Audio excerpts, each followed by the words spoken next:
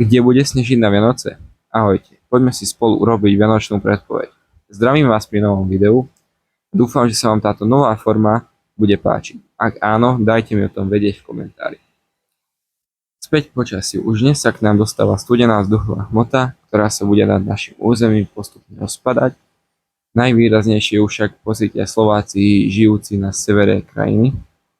Na štedrý deň sa budú teploty na juhu Slovenska pohybovať v kladných hodnotách, miestami až do tých 4 stupňov, čo je akože dosť na štedrý deň. A na severe to bude výrazne chladnejšie, presný opak by som povedal. Teploty sa tam budú počas celého dňa držať pod nulou približne od tých -2 do 8 stupňov.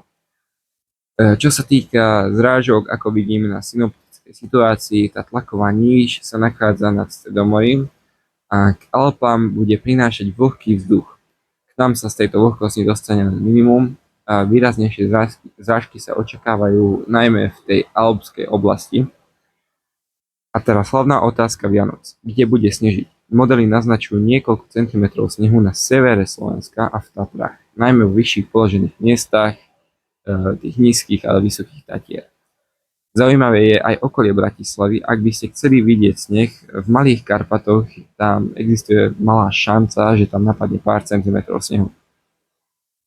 Sledujte ma aj naďalej pre najnovšie správy a aktuálne predpovede počasia. Prajem vám veselé Vianoce.